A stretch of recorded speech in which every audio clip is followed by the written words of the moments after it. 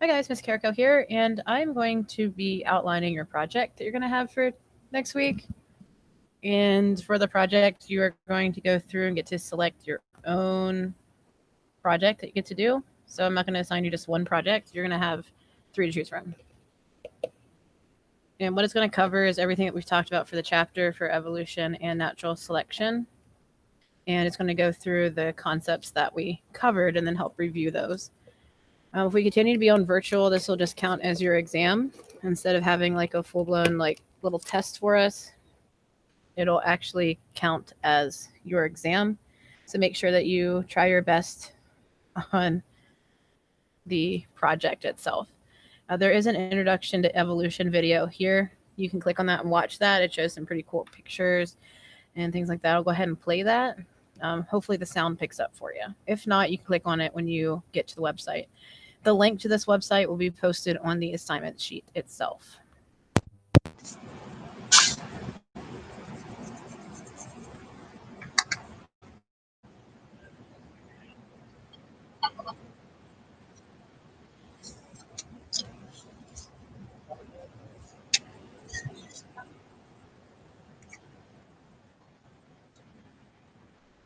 Sorry, there's no captions.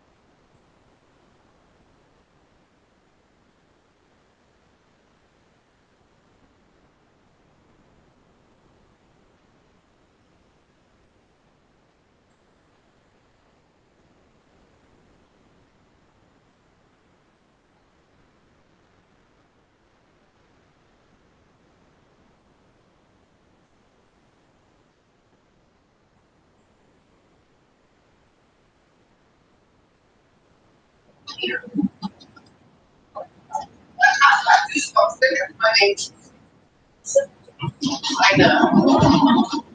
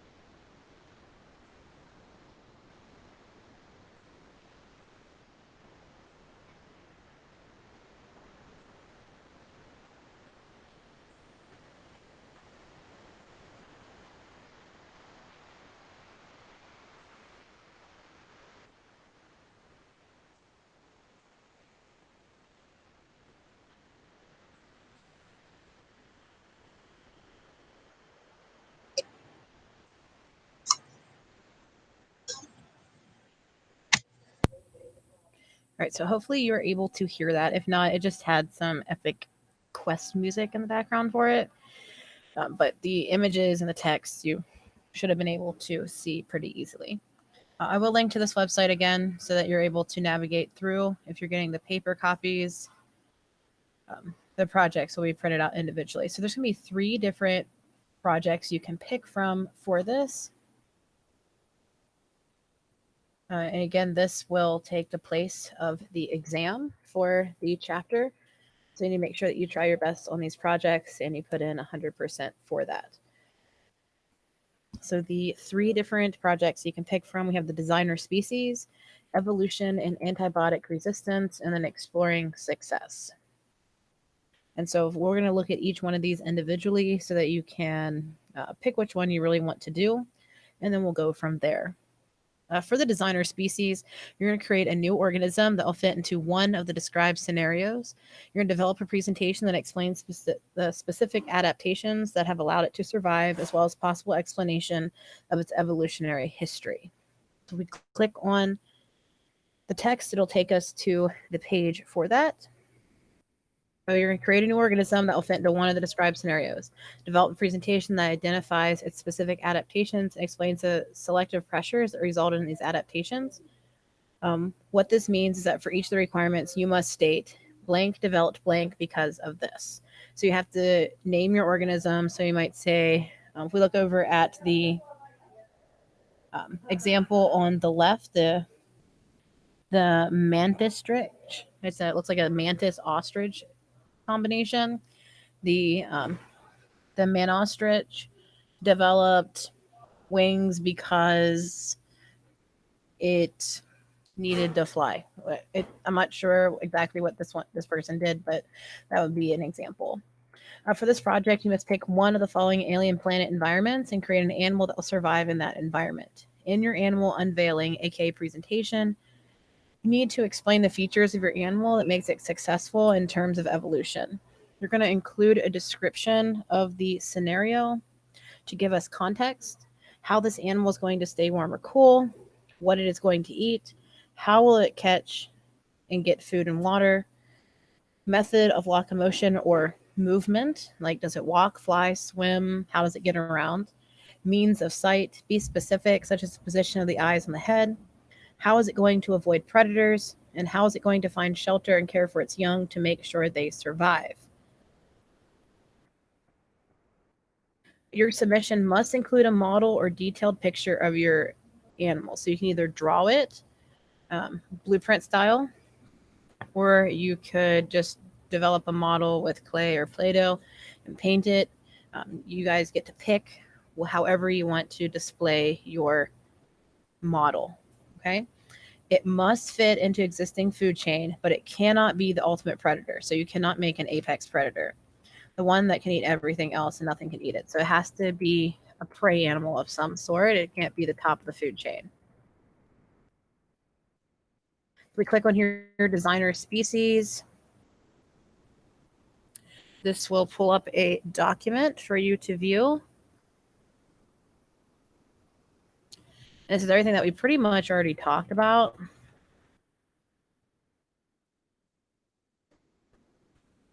Still loading. But this has our alien planet choices to choose from. So we have planet A and planet B, C, D. And we can read the descriptions for those. You're going to pick whichever planet you want to pick for your alien planet choices. Then you're going to develop your creature for that. Planet A, this planet is dark and cold most of the time. It is very mountainous. It rains almost all day. Because of the wet, dark conditions, the only plants that grow well are small mosses and fungi. Animals on this planet include a type of mouse, a nocturnal hunting, large cat, fish, and a variety of insects. On planet B, this planet is dry and hot. Most of the planet is flat. Water is found in underground streams, but there's little water on the surface of the planet. Most of the planet's surface is covered in sand, although there are patches of dry grass. When plants get their roots down into the water table, they grow into tall trees with leaves at the top, but not along the trunk. Plants which are not connected to the water table are small and dry, but they are edible. Animals on this planet include insects, a species of bird which roosts in high trees, a sand-colored lizard, and a type of rat. For planet C, this planet is tropical, wet, and hot. Most of the planet is covered by rainforest. The planet is very flat. Water collects in large pools and lakes, which have water in them all year round. A species of poisonous plant grows thickly on the ground. The spines of this plant are poisonous, and any animal which steps on one is sure to die. The vegetation is plentiful and includes leaves, fruits, and nuts. Animals include carnivorous snakes, varieties of insects, monkeys, fish, and birds. For planet D, this planet has a moderate climate. It never gets very hot or very cold, but stays mild all year round. It rains for part of the year, and the water forms pools and lakes, which dry up towards the end of the year. And then the planet is very dry. The planet is partly mountainous and very flat, and partially flat, rather. Vegetation includes tall trees and high leaves and fruit, and a smaller plant which bears nuts. However, these nuts are inside hard shells, which need to be removed before the nut can be eaten. Animals include rats and mice, which live underground, insects, birds that nest in the tall trees, slow-moving mammals, which also live in the trees, and a species of carnivorous nocturnal wolf. So these are your alien worlds to choose from. You need to pick one of those, and then you will then develop or create an animal that will survive specifically on that planet. Now, there's no real stipulation about what kind of animals you would combine. You can create like a mythical one or combine different animals that already exist on our world. It just needs to make sense for that planet. And the only other stipulation is that you need to not make it an apex predator. It has to be able to be hunted. Now, you do have to include the scenario. I would copy and paste that scenario onto a slide, and then how this animal is going to stay warm or cool, was it going to eat, and all that good stuff. Now, I will provide an example for that PowerPoint presentation later in the week, closer to when you've already done your research and started to get your project together. So that's the first scenario.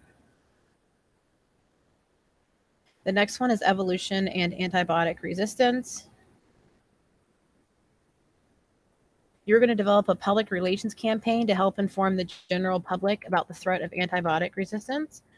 You're going to click on the document to download the instructions for this assignment. As you complete this project, keep in mind that your product should include well-researched and documented answers to the following 4 points. An explanation of what antibiotic resistance is, an explanation of how natural selection influences the effectiveness of antibiotics and the virulence of infectious agents.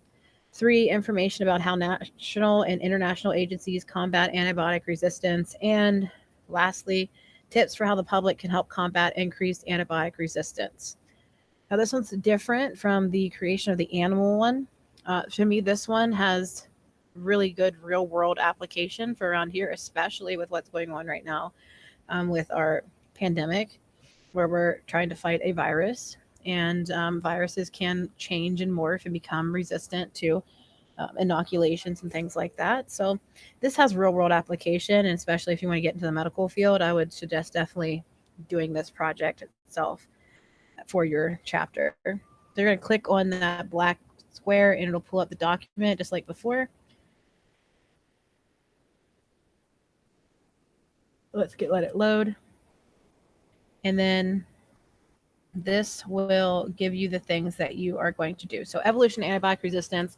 When people go to the doctor's office, they expect to be cured. They don't like to be told, go home, drink lots of fluids and rest, and you'll get better. They want a more proactive approach. Often doctors prescribe antibiotics just to make their patients happy, even if the antibiotics cannot treat the illness at hand. As a result, antibiotics become more prevalent. The microbes that attack are more likely to develop resistance, and over time, the antibiotics become ineffective. Learn about why some diseases have become antibiotic resistant and how you can help address the problem. So you have different parts to this project. The first one is you're going to view the why does evolution matter now?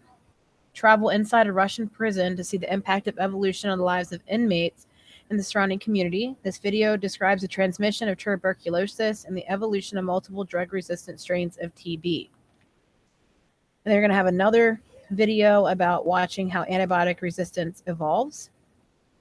Part B is spreading the word. You will work individually as a health professional and researcher. You have been hired to develop a public relations campaign to help inform the general public about the threat of antibiotic resistance. You'll gather information and produce an educational piece, a pamphlet, brochure, PowerPoint presentation, or slides presentation is what that is, poster board, or you can do a video commercial to inform the general population. The following websites might be helpful in your search: Center for Disease Control, a public health action plan to combat antimicrobial resistance. The introduction to this extensive action plan provides good overview of the state of antibiotic resistance and some information about what federal agencies are doing to address the problem. Alliance for the Prudent Use of Antibiotics. The nonprofit international organization provides information for consumers about what antibiotics are and how the public can help limit the development of antibiotic resistance. The rise of antibiotic resistance infection from the FDA. That's the U.S. Food and Drug Administration. These are newsletters that describe the threats and mechanisms of antibiotic resistance. Then we have Frontline Antibiotic Resistance, several videos and articles that showcase how antibiotic resistance spread among bacteria. And process that information you collected and design an informational product for presentation to the class or distribution to a general audience. It should include these 4 points: an explanation of what antibiotic resistance is, be descriptive, an explanation of how natural selection influences the effectiveness of antibiotics and the virulence of infectious agents, information about how national and international agencies combat antibiotic resistance, and tips for how the public can help combat increased antibiotic resistance. This one includes the rubric for the evolutionary project. So I'm looking for content accuracy. How in depth do you go? Do you make inferences? Do you use resources in your project? Suggest other evidence to look for. Be neat, well organized, and communicate effectively. You'll be able to meet those requirements. And this will be worth 100 points. Guys, remember, this is replacing your exam.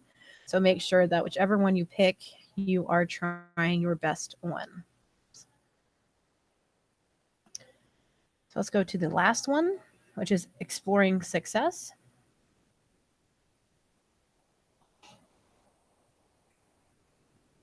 All right, so this one is about what developing a website on a class of organisms that explains their evolutionary history, detailing the features that have provided opportunities for success as well as evolutionary constraints. For this project, you must first complete Arthropod Story. This is the special assignment of that web activity. Click on the document to download the instructions. As you complete this project, keep in mind that your product should include well-researched and documented answers to the following. What are your selected group? What are the traits of your selected group that make it unique? Why do all share unique traits, common ancestors?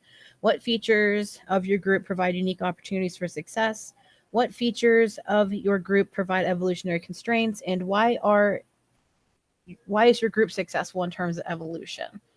So let's go ahead and click on the Arthropod Story.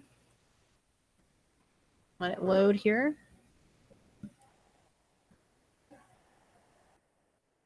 This one, you are going to explore what arthropods are. You're gonna. We mentioned these when we talked about the history of Earth in 7th grade. So we're going to introduce you to arthropods. What is an arthropod? Meet the Cambrian critters. Tools for success: the exoskeleton, jointed limb, and evolutionary constraint, small size, conclusion, evolution, and arthropod. This is going to help you with your project. This is an example.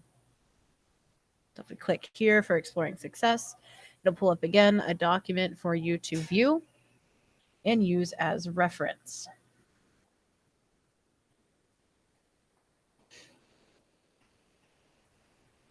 So you need to make sure that you take notes in your arthropod activity that you do on the berkeley.edu site. That's the first thing you do. And then you'll be able to do the activities for this.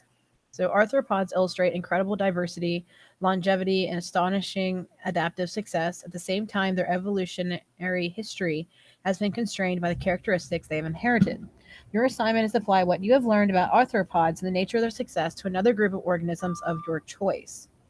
Select one of the groups listed below and then complete a research project using appropriate science resources on the internet and in your library. Your project should cover all the questions listed below and be in a digital format: web page, presentation, infographic, digital poster, video. You get to pick. These are your groups of organisms for you to choose from.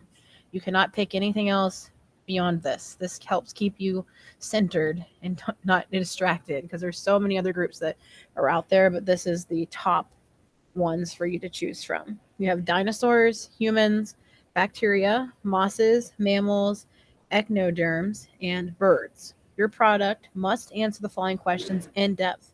What I mean by in depth is you need to do your research and you need to make sure that you don't have just like one word responses or just a few sentences. You guys need to just really apply this. I would say paragraph to 2 paragraphs written out for each one of these sections, so that would be in depth. So what are your groups? So whichever one you pick, what are the traits of your group that make it unique? Why do all the things in your group share unique characteristics? And what features of your group provide unique opportunities for success? What features of your group provide evolutionary constraints? And why is your selected group successful in terms of evolution? And here's our rubric for your project. So I'm looking for content accuracy and make sure it's accurate. Content depth, make inferences, suggest other evidence to look for, be neat, well organized, and communicate effectively. You guys need to have a works cited page for all of your sources. No matter which project you pick, you need to have a works cited. And as a reminder, you cannot list Google as a resource. Google is only a place for you to find your resources. It's like Amazon. When you go on Amazon to buy something, Amazon is simply a place for a bunch of sellers to come together for you to find on one website. So Google just amasses all the links to whatever you're looking up, and it provides you those resources to find. So whenever you click on the link on Google, that is what you're going to use for your works cited. For the projects, we will have a question time for on Thursday before we have our viewing party on the video, just to see if you have any questions. Your documents will be here. This is for your evaluation, so that the pictures line up to the assignment. These